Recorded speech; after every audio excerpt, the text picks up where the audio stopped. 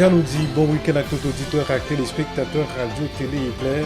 Bienvenue dans 5e à dernière édition Éclair Info pour ce maintenant. Quelques principales informations qui pourra dominer l'actualité à ministère de Justice et de Sécurité publique organisée. Journée vendredi 29 juillet 2016 là, on rencontre avec les représentants divers partis politiques qui impliquaient dans le processus électoral là.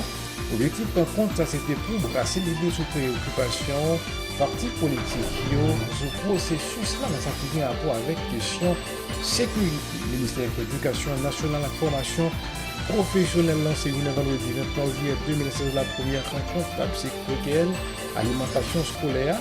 L'initiative a eu un support financier ambassade Canada qui a pour objectif d'assurer aliments sous action politique et stratégie cantine scolaire nationale et puis appuyer mise en application plan d'action. L'inspection générale PNH a présenté bilan travail réalisé pour mois juillet 2016 selon assistant porte-parole institution Jean-Claude Benjamin. Il y a 79 enquêtes qui l'ouvrent et 71 dossiers qui signent et puis expédiés dans la direction générale. Il y a une recommandation d'envoi qui fait et puis bien 5 de réintégration selon Jean-Claude Benjamin. Dans le pays de la France, spécialement dans le Seine-Maritime, en hommage à Jacques Hamel. Vendredi 29 juillet 2016 là, c'était une occasion pour la communauté chrétienne à un musulman qui partageait le moment fraternité n'a pas appelé Jacques Hamel qui est assassiné dans le moment où il a célébré le messe mardi passé.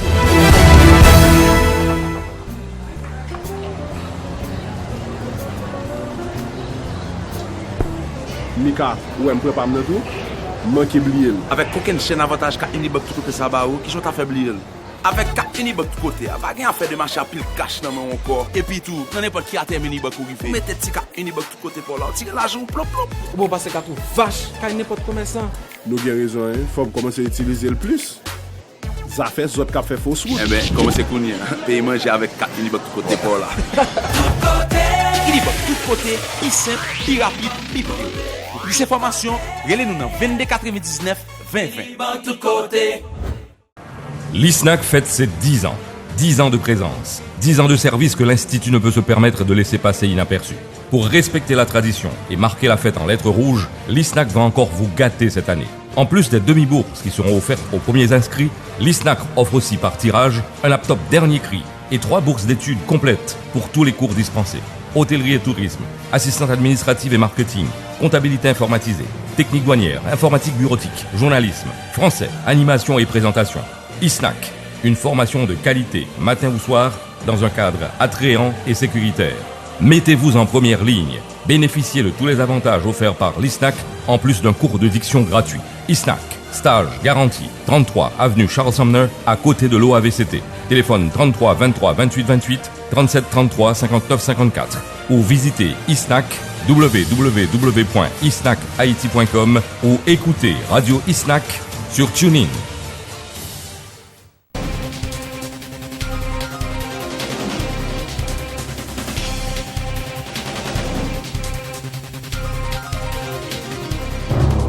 La nouvelle à l'effet d'une bombe, 50 étudiants sautent fait stage aux États-Unis et retournent contents. Bon Samaritain International School of Nursing vous dit merci à vous parents qui lui avez confié vos enfants pour ce stage ô combien important. Miami-Dade College Medical Center était heureux d'accueillir nos étudiants en sciences infirmières, auxiliaires infirmières, technologie médicale sur son campus, à travers les différentes salles de travail, véritable champ d'expérience et de recherche. Jackson Memorial Hospital Nursing Lab, le temps de passer d'une salle à une autre, d'une expérience à une autre.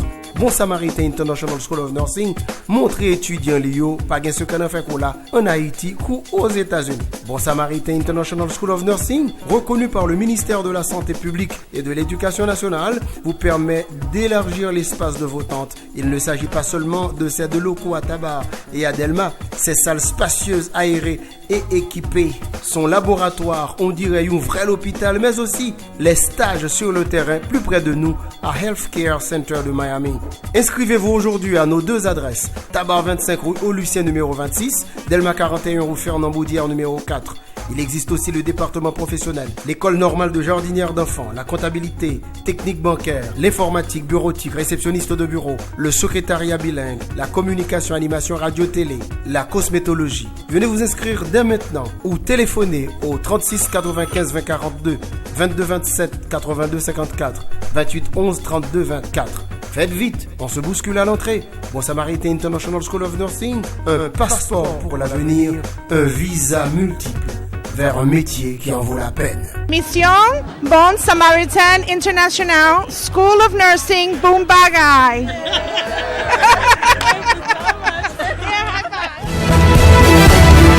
Ministère de Justice et Sécurité publique organisé le vendredi 29 juillet 2016 la rencontre avec représentants de divers partis politiques qui impliqués dans le processus électoral. L'objectif rencontre, ça c'était pour brasser l'idée sous préoccupation partis politiques sur le processus électoral. Là, ça qui grand pour la question sécurité.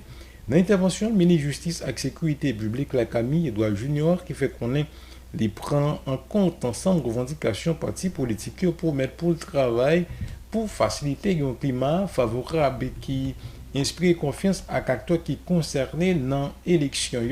Camille Edouard Junior, c'est ministre de Justice et Sécurité publique, là, qui t'a apporté plus de précision dans le micro Garland Suisse avec Mark Henson Registre. À quelques mois de organisation élection dans le pays, nous avons jugé que c'était opportun. Nous avons rencontré avec l'ensemble des partis politiques qui sont engagés dans le processus électoral. Pour qui ça nous fait rencontrer ça?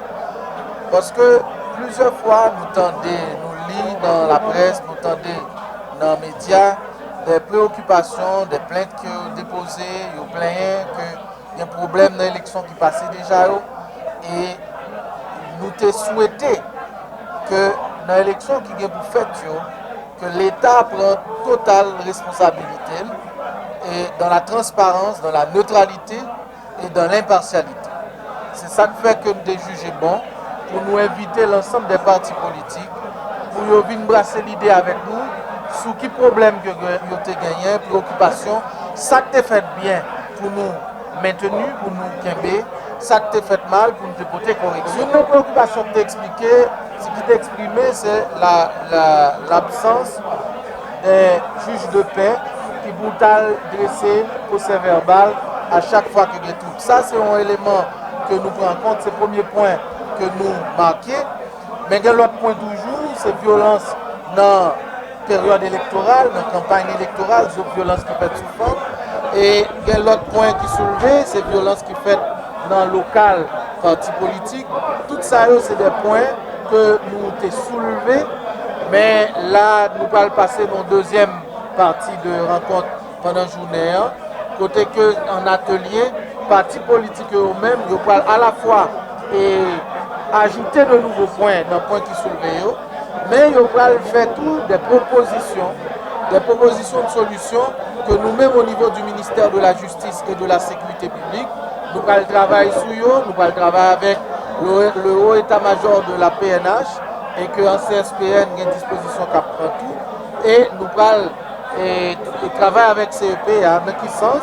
C'est que CEP a déjà envoyé deux représentants qui assistaient à tout débat et qui prennent gagner pour faire rapport au CEP et dans le cadre de rencontre que nous avons pour faire avec PNH, avec l'ensemble des chefs de parquet des 18 juridictions de la République, nous avons pour nous faire part de nécessité priorité neutre durant tout le processus électoral, mais priorité aussi implacable et impartiale pour assurer de l'égalité de tous devant la loi, mais assurer autour de l'égalité de tous devant la poursuite.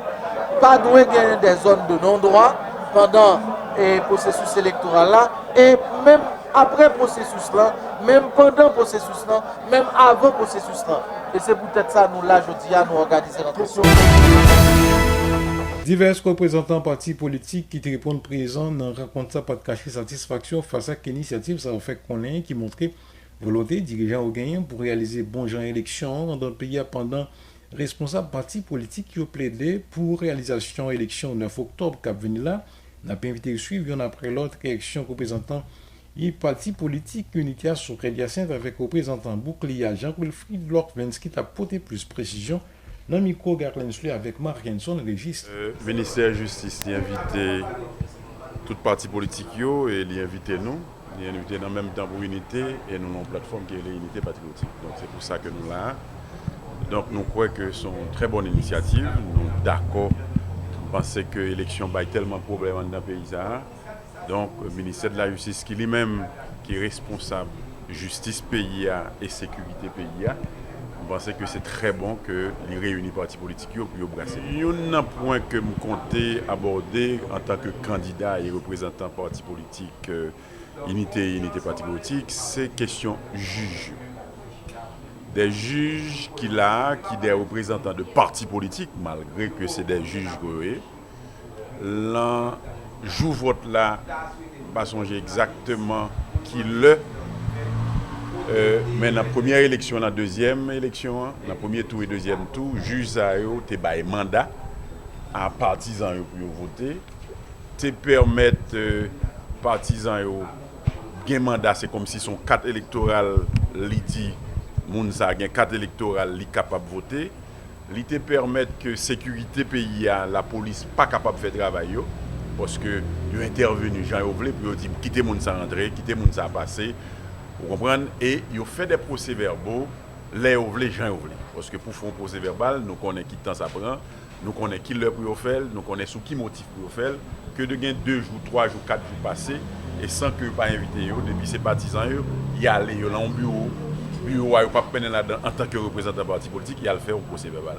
Donc c'est toute question ça, sous question juge, donc et surtout les juges de paix, parce que c'est eux-mêmes plus ou moins qui, en dans section, en dans commune, qui est intervenu plus souvent à l'aborder des questions. Nous allons aborder des questions, nous allons poser, nous allons chercher ensemble une solution. Donc, pour le ministère là et le ministre pour dire exactement qui gens va solutionner le problème ça, qui gens l'a empêché ça répéter encore. Donc, c'est comme ça, nous-mêmes, nous voilà aborder. Jusqu'à présent, je pense que le processus là, tant bien que mal, l'a déroulé. Je pense au bail calendrier. Il y a une discussion qui est faite avec CEPA sous question mandataire. Il y a des questions qui discutaient à CEPA sous question superviseur. Il y a des questions qui discutaient avec CEPA sous question BVO, les représentants. Donc, il y a des questions qui posaient à CEPA sous question grand formateur. Il y a des questions surtout posées à CEPA, nous voyons que le beaucoup capable de porter solution. Il était dit que le bras fait des changements l'an bédio, l'an becchio. Nous voyons que le beaucoup aborde des problèmes ça, sinon que seulement dans la Tibonite, nous voyons que le fait 2 changements. Il retire le président du BED et le vice-président. Mais les autres côtés que eux-mêmes, chaque membre est allé dans chaque département, ils prennent doléance, ils ont un rapport. Jusqu'à présent, nous voyons que beaucoup porter solution. C'est vrai, il y a des changements qui sont faits au niveau machine électorale là et surtout dans l'headquarter parce que nous le directeur exécutif là il changé. Nous avons quelques changements qui sont faits dans la grande structure là, mais au niveau structure déconcentrée, nous voyons que beaucoup de changements qui fait. Depuis que tout ça qu'a fait pour que bêtise qui était faite 9 août à 25 octobre pas répéter. Comme dit comme c'est une principale victime et capable dans ces cas emblématiques élections. Nous dit ça c'est parce que c'est la première fois dans l'histoire élection qu'a fait dans le pays d'Haïti depuis un petit monde que me connais. Un candidat qui gagne l'élection depuis le premier tour, il prend il pas même dans le deuxième tour. Moi fait contestation dans BCED, dans BCN. BCED a prononcé en faveur, BCN a prononcé en faveur. Malgré tout, KEP opposant pas décidé d'appliquer décision. Nous faisons toute bataille possible et aujourd'hui nous sous enquête administrative parce que c'est campagne maniche là et d'attendre KEP pour le résultat parce que ça fait plus que 1 an et presque 1 an que le Parlement a fonctionné. Campagne maniche chargé problème mais pas pour parler pour dans le Parlement. Nous pensons que l'idée pour KEP aller pour une décision pour doter campagne maniche de candidats qui ont été votés dans l'élection. Je pense que c'est un espace pour que tout le monde qui est victime ou tout le monde qui a fait expérience porter un mot par eux, dire ça a été vivre et essayer de joindre de correction pour que ça qui passé ne pas répéter encore. Si on prend tout ça qui dit en considération, je pense qu'il y a une amélioration qui a fait. Mais cependant, il faut que nous ne pas arriver à la légère parce que en pile candidat qui est victime, c'est le bail qui passe sous terrain. Je pense qu'il faut que dans pile stratégie qui mettait en pile pour que ça qui est passé à pas répéter encore. Jusqu'à présent, je sens que le conseil électoral a bien marché, je sens qu'il y a une détermination pour côté gouvernement, je souhaite que vous était sous même lancé pour que l'élection soit faite parce que le pays n'a pas arrêté sans un président dans tête. Le pays n'a pas arrêté sans que le Parlement n'est pas complet. Le fait que le Parlement n'est pas complet, nous avons tout problème qui gagne pour faire une séance. Je dis parce que l'important, il faut que tout le monde mette maintenant pas de là, il faut que tout le monde fait plier pour que qui fait payer marcher. L'autre information, société civile organisée département l'Ouest réalisée vendredi 29 juillet 2016 dans la commune Kafou en télétravail sous situation politique PIA. Plusieurs citoyens qui sont dans diverses autres communes dans le département l'Ouest qui répondent présents dans l'atelier de travail. Ça, dans la déclaration, le vice-président Skodois Joseph Turin dit fait qu'on ait un gros cas cassé dans sa qui a rapport avec l'organisation élection qui prévoit pour 9 octobre cap venir là, selon lui-même qui peut gagner grande différence à l'élection 9 août et puis 25 octobre passé. Joseph Turin, c'est président Société civile organisée département l'Ouest qui t'a porté plus de détails dans le micro radio télé éclair. Nous saisissons des citoyens que nous devons compter sur eux, a dit c'est peuple qui fait loi, une manière pour légitimer la situation et vivre là. Mais ce n'est pas un petit groupe ni un grand monde. C'est institution, pouvoir l'État qui l'a pour ça, peuple n'a pas qu'à agir directement encore. Ni tout, pas prendre ou libre sous peuple. Les gens prennent la rue, faire mouvement lever camper, c'est un droit. Des fois, c'est désobéissance avec la loi, des fois, c'est désobéissance avec dirigeants. Je dis, on peut te coller tout bon, pour nous parler tout bon vrai pour le peuple haïtien. Le président privé rate une occasion en or pour aider nous mettre frein dans la violence électorale. Montrer que bandits, coquins, bourreaux, pas valets. C'était voyer moun sa yo qui entre dans le Parlement aller parce que pas de élection 9 août ni 25 octobre. Ça qui mal là, yon groupe moun, yon nommé membre conseil électoral provisoire sans mandat, sans tâche, publier résultat élection municipale. Yon fait ça yon vle. Yon éliminé l'élection présidentielle seulement. Yon aurait les candidats venus confirmer sans aucune base légale. Yon l'État pas capable de diriger sans la loi parce que pas d'institution service public sans cadre légal. Logique porte en bois, pas goumak porte en fait ça. Ça fait depuis ou ses chefs, ou fait sauver. Volontaire c'est l'ordre, c'est la loi, nous dit, faut que ça finisse. Faut que ça kaba. Si vous contentez seulement, changez moun, élection ça qui peut le faire 9 octobre, là, sans cadre légal, pas différent de 9 août, avec 25 octobre.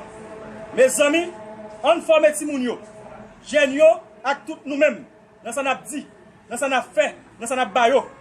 Qui est-ce qui a fait différence aujourd'hui entre provisoire et permanent? Nous toujours pressés. Nous toujours confondre vitesse avec précipitation. Nous pressés, nous toujours ouais ça toujours arrivé. Et puis nous continuons à presser pour le 9 octobre. Nous demandons KEPA, candidats yo, électeurs yo, nous demandons camper. On demande cadre légal avant pour l'élection ça qu'a fait crédible, honnête, démocratique, sous base de la loi. Nous avons profité du gouvernement provisoire ça, avec tout le conseil municipal, commune pas une entreprise privée. Quand on prend une décision, gens vle, façon vle. La Cour des comptes, pour elle gagner. Il faut que l'État des droits commence à côté. Nous avons commencé, nous avons engagé un cabinet avocat pour tout employé communal qui a campé mal. Espoir ça a grandi tout bon vrai, l'a tourné la foi dans bien, si chita sous respecter ak faire moun respecter appliquer la loi. Candidat pour poste sénateur dans le département l'Ouest là, mais Jean-André Michel qui a participé dans l'activité satisfait pour l'initiative là pendant le métier accent sur l'importance société civile dans ce qui a rapport avec l'avenir politique pays d'Haïti pendant le plaider en faveur d'une société civile organisée. Mais Jean-André Michel t'apporter plus de précision dans le micro radio télé éclair. Et nous sommes capables de prendre 250 000 exemples ensemble avec vous pour montrer le rôle que la société civile globalement a toujours joué dans les moments difficiles. La République dominicaine a une crise, les balaguelles, a une élection dans des conditions pratiquement inacceptables. Saint-Domingue est pratiquement au bord de l'explosion, de la catastrophe politique. C'est la société civile dominicaine qui, notamment à travers le secteur privé, est intervenue pour dire, messieurs, écoutez, vous êtes des antagonistes politiques, vous êtes des acteurs politiques, nous avons des intérêts divergents, nous avons bataille pour pouvoir. Mais attention, le pays ne vous appartient pas. Chutons ensemble, chercher un accord politique pour nous capables d'éviter que Saint-Domingue tombe dans le désordre. Ça veut dire, nous avons besoin d'une société civile organisée, d'une société civile qui a crédibilité, qui a légitimité, pour faire le contre-pouvoir par rapport au grand pouvoir de l'État. En même temps, l'État est là pour répondre à des besoins bien déterminés. L'État dans ses trois branches, pouvoir exécutif, pouvoir législatif, pouvoir judiciaire, mais la responsabilité de la société civile organisée, Jean Gramsci posé là, c'est de jouer justement ce rôle de contre-pouvoir par rapport aux pouvoirs établis et pour porter l'État à assumer ses responsabilités vis-à-vis des citoyens, vis-à-vis de la société. Bref, c'est pour me dire, ça me vient faire là, moi, quand ça me vient faire. Moi, je viens là parce que je crois dans cette dynamique d'organisation de la société civile. Moi, je crois dans cette dynamique de renforcement de la société civile. Moi, je crois dans la construction d'une société civile solide, crédible, dynamique, qui est capable justement de jouer un rôle. Et pour que ça, en France, les autorités de l'État ne peuvent pas permettre de faire ça, c'est parce que la société civile est là, elle est organisée, elle est crédible, elle est structurée. Pour que ça, aux États-Unis, chef ne peut pas faire ça, c'est justement parce qu'il y a une société civile organisée, structurée, dynamique, représentative, légitime. Pour que ça ici, les chefs qui fait ça, c'est justement parce qu'il n'y a pas cette société civile. Nous avons besoin de construire ce contre-pouvoir, cette société civile dynamique, structurée, organisée, crédible, honnête, qui est capable de faire le contrepoids quand cela est nécessaire. Je vous garantis, le problème qui vient là, Kafou, Matissa, côté depuis 3 graines la pluie tombée, moun pas qu'à passer, si tu es une société civile organisée dans la zone, tu apprends bon matin, tu dis l'État responsabilité. Éducation, ministère Éducation nationale, la formation professionnelle lancée le vendredi 29 juillet 2016, la première rencontre sectorielle alimentation scolaire dans le pays d'Haïti. Initiative a un support financier ambassade Canada qui a pour objectif assurer aliments sous action politique et stratégie cantine scolaire nationale et puis appuyer mise en place en l'application plan d'action ça dans l'occasion ministre Éducation nationale la formation professionnelle là d'Orson Jean Beauvoir pas de cacher satisfaction pour initiative ça lui fait connaître qui prend les jeunes écoliers haïtiens au plus performance pendant le renouvelé engagement fait connaître ministère gagné pour accompagner Timounio d'Orson Jean Beauvoir c'est ministre Éducation nationale la formation professionnelle là qui t'apporte plus de détails dans le micro Rodelin Pierre avec Martinson Registre. Je me réjouis de participer ce matin au lancement de la première rencontre de travail de la table sectorielle sur l'alimentation scolaire. Il s'agit d'une étape essentielle pour la mise en œuvre des actions du secteur en regard de la politique et de la stratégie nationale d'alimentation scolaire que vous tous avez mis du temps et de l'énergie à produire.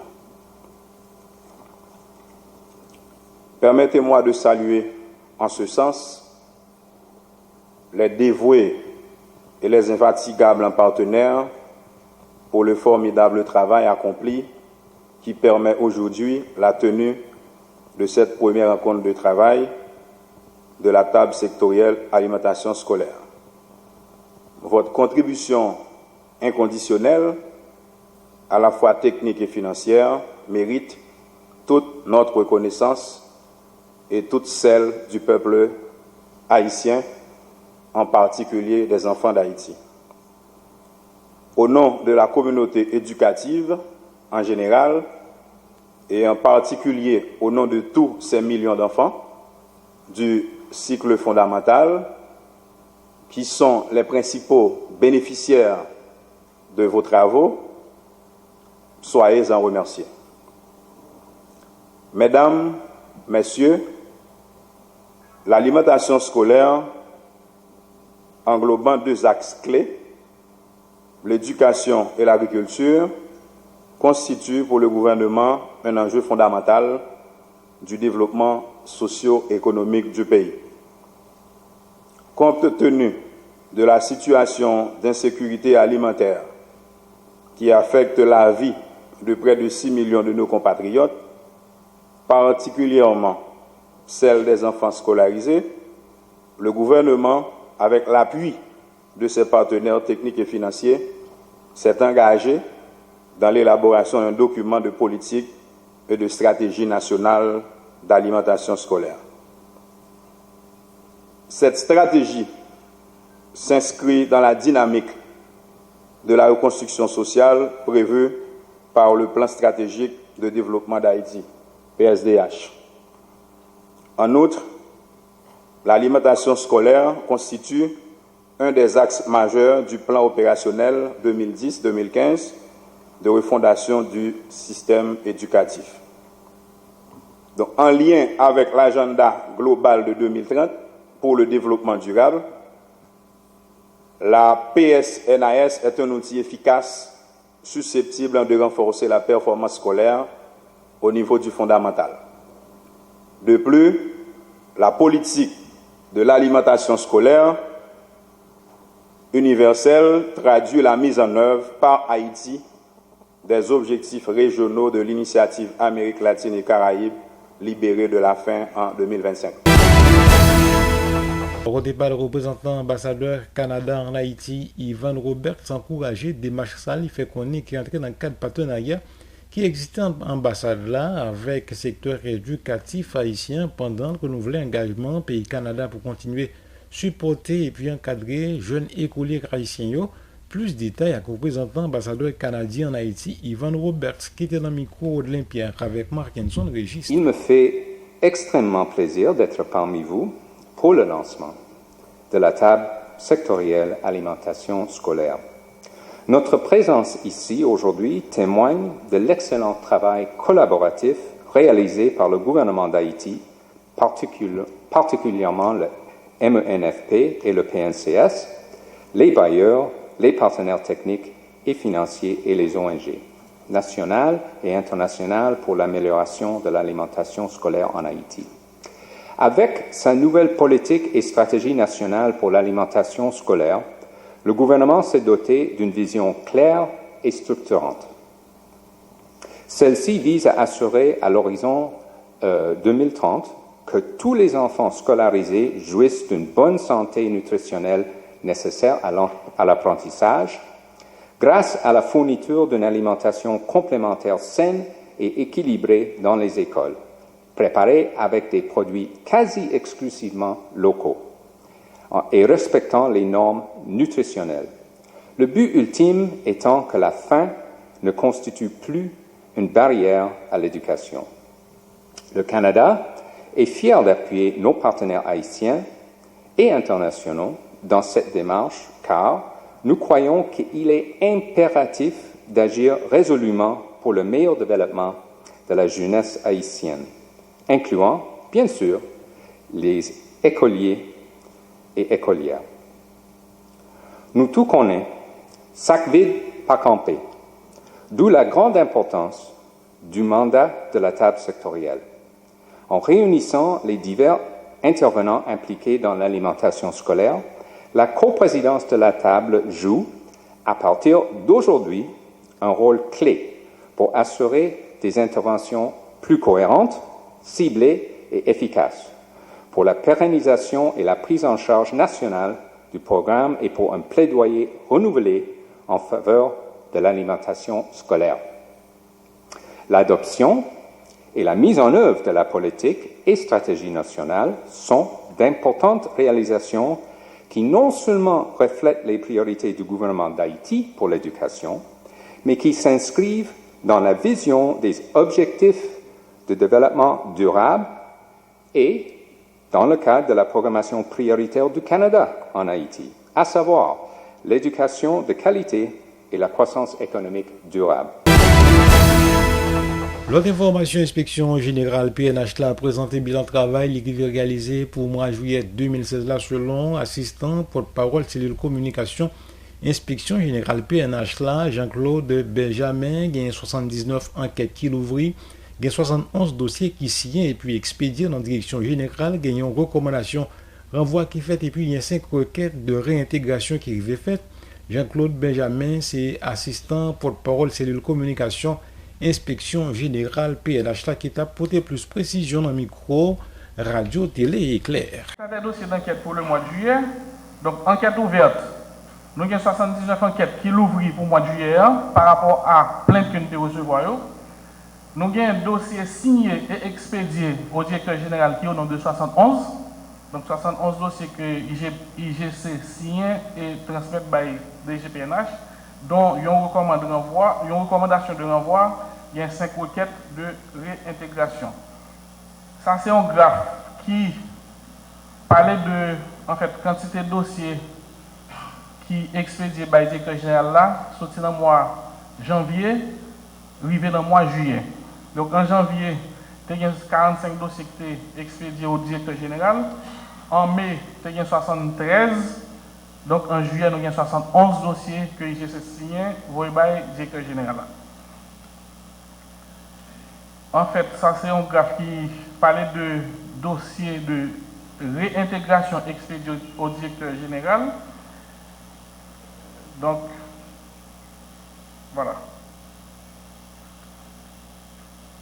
Élément de recommandation qui gagne dans le dossier qui est expédié par le directeur général, nous avons recommandé 22 suspensions, nous avons 7 paiements de l'âme, il y a 34 dossiers qui ne sont vraiment pas fondés, qui n'ont pas de rapport avec ça et au porté plainte pour eux, donc nous recommandons pour classer 34. Il y a une lettre de blâme, nous demandons de transférer un policier, en fait, un dossier au parquet. Nous avons également 44 avis au plaignant. Donc le dossier a fait traité ici, fond dit plaignant, mais qui ça nous fait par rapport au dossier ça. Donc nous avons avisé 44 plaignants par rapport à ça, nous avons pris comme mesure, en fait, par rapport à ça, nous avons recommandé comme mesure et suite à plainte que le plaignant porté. Là, c'est un graphe qui représentait, en fait, recommandation de janvier à juillet.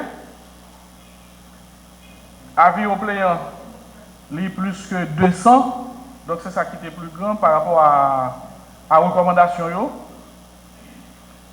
Et nous avons un blâme qui est très petit. Nous avons un classement. Nous avons plus que, en fait, près de 200 dossiers qui étaient demandés classés. Donc, comme nous dit, c'est des dossiers c'est des plaintes que le plaignant porté, mais là, nous investiguons, pas de matière pour poursuivre les policiers, donc, ils ont demandé classer. Donc, de janvier à juillet, il y a plus que près de 200 dossiers qui ont demandé classer. Dans le pays, l'autre bord de l'eau pour évacuer habitants en bas main rebelle à l'épieu dans le pays Syrie, la Russie a régime syrien mettait en place une série couloir humanitaire. Canal France 24 a dit nous plus dans un reportage. Depuis plus de 10 jours, ce quartier de l'est d'Alep est sous les bombes. Détenu par les rebelles, le secteur est la cible des forces du régime et de leurs alliés russes. Alors, pour laisser une chance aux civils d'échapper au combat, la Russie annonce qu'elle va ouvrir des couloirs humanitaires. Ici même, nous allons ouvrir des passages, des couloirs humanitaires pour les résidents des quartiers est d'Alep, qui pour le moment sont sous le contrôle des extrémistes. Le 7 juillet dernier, la route de Castello est coupée par les forces de Bachar al-Assad.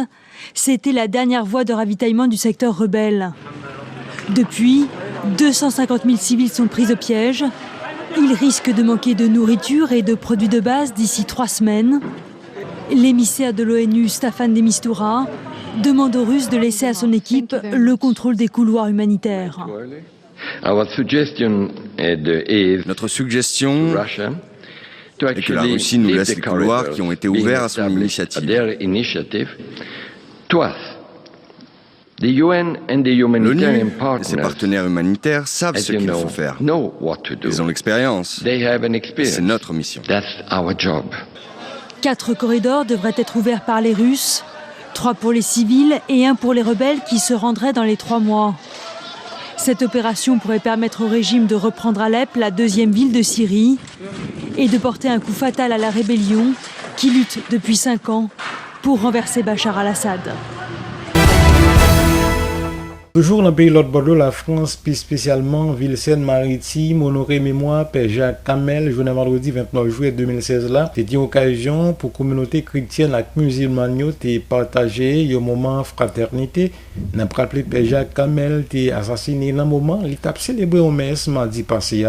Canal France 24 a dit nous plus dans un reportage. Devant l'autel, le portrait du Père Jacques Camel, tué mardi en pleine messe. Sur les bancs de l'église Sainte-Thérèse, quelques paroissiens, ils se recueillent chacun à sa manière, en silence, en mémoire de leur prêtre disparu. Pour Jacques, c'était un peu à son image, quelque chose de simple. Je ne suis pas sûr qu'il aurait souhaité qu'il y ait autant de publicité, autant d'images, autant de paroles sur Saint-Étienne et surtout sur lui. Pourtant, partout en France, comme ici à Lodève dans l'Hérault, de nombreux fidèles sont venus vivre ensemble cette journée. Cette prière qu'on nous demande de faire, c'est très important. Enfin, moi, je crois à la puissance de la prière, beaucoup. Nous ne cédons pas à la panique et à la peur, nous cédons plutôt à l'amour et à la fraternité. C'est pour ça que nous jeûnons. Le jeûne et les prières aussi à Coutances, où la messe a rassemblé au-delà de la paroisse. On était en vacances dans la région et l'appel de nos évêques à venir prier pour la paix aujourd'hui, là où on se trouvait. On a rejoint en famille cet office. Je ne vois pas ce que je peux exprimer d'autre que la peine d'abord, bien sûr, et puis l'horreur, bien entendu, et puis quelquefois un peu de colère quand même. La colère, un sentiment partagé par la communauté musulmane. Dans cette mosquée de Nantes, l'imam a prêché ce matin à la mémoire du Père Jacques. L'homme de religion ne doit pas être abattu auprès de son autel, dans son église. Froidement. Nous devons réagir. Nous devons dire non. Pas ça. À Toulouse, les croyants de toutes les religions ont marché côte à côte, d'une mosquée à une église, ensemble contre la barbarie. Allah, il ne veut pas faire ça. Allah, il veut que la paix, la fraternité, l'égalité, tout. Ça nous soutient, on se sent pas tout seul, on se sent unis. La marche s'achève à l'intérieur de cette église. Catholiques, musulmans, main dans la main, montrant aujourd'hui l'image d'une France unie. Voilà, c'est là nous mettons fin à la 5e vie dernière sortie journal nous pour ce maintenant, mais avant nous partir, nous avons rappelé quelques principales informations qui t'ont dominé l'actualité. Le ministère de la Justice et de la Sécurité publique organisé journée vendredi 29 juillet 2016 là, en rencontre avec les représentants de divers partis politiques qui impliquaient dans le processus électoral là. L'objectif par contre, ça c'était pour brasser l'idée sous préoccupation partis politiques qui ont ce processus là, mais ça qui vient à rapport avec question sécurité. Le ministère de l'Éducation nationale, la formation professionnelle lancée le vendredi 29 juillet 2016 la première rencontre sécuritaire, alimentation scolaire. L'initiative a eu un support financier ambassade du Canada qui a pour objectif d'assurer aliments sous action politique et stratégie, cantine scolaire nationale et puis appuyer mise en application plan d'action. L'inspection générale PNH a présenté bilan travail réalisé pour mois juillet 2016 selon assistant porte-parole institution Jean-Claude Benjamin. Il y a 79 enquêtes qui l'ouvrit, il y a 71 dossiers qui signent et puis expédiés dans la direction générale, il y a une recommandation renvoi qui fait et puis bien 5 requêtes de réintégration selon Jean-Claude Benjamin. Dans le pays l'autre bord de la France, spécialement dans ville Seine-Maritime, nous rendons hommage à Jacques Camel. Vendredi 29 juillet 2016 là, c'était une occasion pour la communauté chrétienne à 15 musulmans qui partageait le moment fraternité n'a pas rappelé que Jacques Camel était assassiné dans le moment où il a célébré le messe mardi passé. Ces principales informations avec diverses autres qui étaient fait essentiel 5e acte dernière édition Éclair Info pour ce maintenant. Bon week-end tout le monde.